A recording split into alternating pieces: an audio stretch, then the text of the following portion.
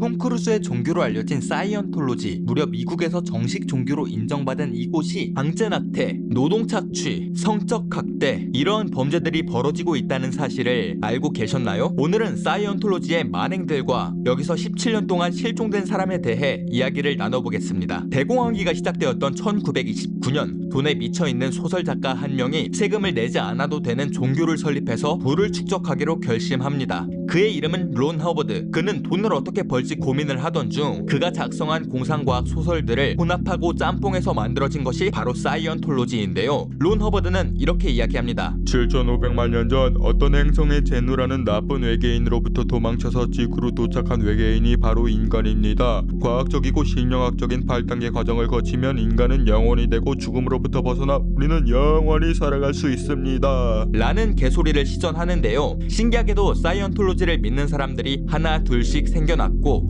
결국 막중한 힘이 생겨난 론 허버드는 부정부패와 선을 넘는 만행들을 계속해서 저질렀습니다. 이를 지켜보던 미국 정부가 사이언톨로지를 제재하려고 할 때 국회의원, FBI, 마약단속부, 감찰국 등 무려 136개의 정부기관과 민간단체에서 사이언톨로지 신자들이 5,300명이나 있었기에 정부가 손을 쓰기는커녕 오히려 사이언톨로지는 미국에서 정식 종교로 인정이 되어버렸죠. 이 이후 사이언톨로지는 사람들에게 해서는 안 될 짓들을 해버리고 맙니다. 지금부터 사이언톨로지 만행들에 대해 함께 이야기 나눠보겠습니다. 첫 번째, 강제낙태. 신교가 임신을 하면 다양한 이유로 지칠 수 있고 결국 종교의 충성도가 떨어질 수 있으니 낙태를 강요합니다. 처음에는 말로, 안 먹히면 조직적인 따돌림, 그래도 안 먹힌다? 그럼 엄청난 강도의 중노동으로 임산부의 육체를 한계까지 밀어붙여 유산되게 만드는 그야말로 온갖 방법을 총동원해서 출산이 불가능하게 하는 것이죠. 두 번째, 노동착취. 사이언톨로지는 자신들의 이익과 신자들의 헌신을 유지하기 위해 주 6일 12시간부터 16시간이라는 고된 노동을 시켰습니다. 말도 안 되는 건 한 달에 $50에서 $70 정도로 적은 월급을 주었고 기숙사도 열악하고 음식, 의복, 의료 서비스 모두 충분하게 제공되지 않았습니다. 그런데도 사람들은 왜 가만히 있었을까요? 왜냐하면 주어진 목표를 달성하지 못하면 조직 내에서 사람들에게 비난과 처벌을 반복적으로 받기 때문이었습니다.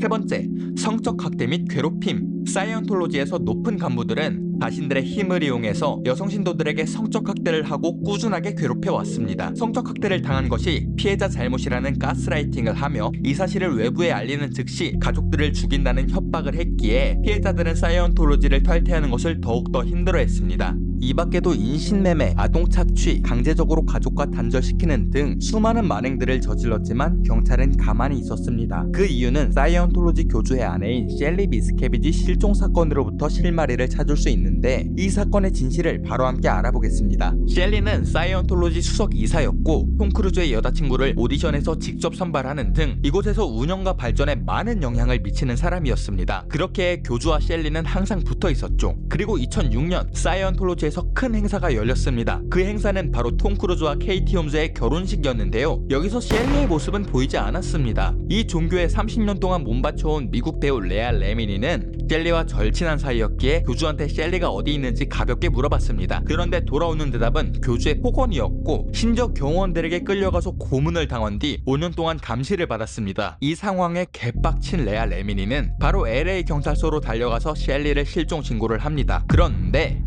며칠도 아니고 몇 시간도 안 돼서 셸리의 실종 사건은 수사 종결이 되고 맙니다. 황당한 것은 신고자인 레아한테는 알리지 않고 언론에 먼저 수사 종결이 되었다고 보도를 했는데요. 뉴스를 보다가 이 사실을 알게 된 레아는 LA 경찰서로 달려가서 따졌지만 이 사건은 기밀 정보이기에 아무것도 알려줄 수 없다는 이야기만 듣게 됩니다. 그런데 여기서 뜻밖의 정보를 얻습니다. 따지는 도중 경찰 책상에서 사이언톨로지의 초대장을 발견한 것이죠. 레아는 곧바로 집으로 돌아가 사이언톨로지 초대장에 대해 미친듯이 검색하기 시작합니다. 마침내 사이언톨로지에서 경찰 개인에게 거액의 금액을 후원한다는 기사를 찾게 되었죠. 그 후원을 받는 사람이 셸리 수사를 종결시킨 코리 팔카였던 것이었습니다. 수상한 점은 이게 끝이 아닙니다. 알고 보니 수년간 LA 경찰국에 사이언톨로지 홍보 기계가 설치되어 있었고 사이언톨로지 행사에 경찰이 연설자로 나서기도 했습니다. 이래도 되나 싶은 것은 신자들의 사적인 민원을 고위직 경찰이 나서서 직접 해결해주는 특혜 제공까지 한 것이었죠. 모든 것을 알게 된 레아는 사이언톨로지가 수사를 종결시킨 것이 것이라고 주장을 했습니다. 또한 이 종교의 제2인자인 톰 크루즈한테 입장 표명을 요구했지만 돌아오는 대답은 묵묵부답이었습니다. 그럼 셸리는 어떻게 되었을까요? 들려오는 소문으로는 돈을 훔치고 교주에게 들켜서 잔인한 고문을 당한 뒤 캘리포니아 교정시설에 감금되어 있다는 이야기가 흘러다닙니다. 그리고 아직까지 셸리의 행방은 밝혀지지 않았습니다. 영상은 재밌게 보셨나요? 재밌게 보셨다면 좋아요와 구독 그리고 댓글도 한 번씩 부탁드립니다. 시청해주셔서 감사합니다. 지금까지 뽀스텔이었습니다.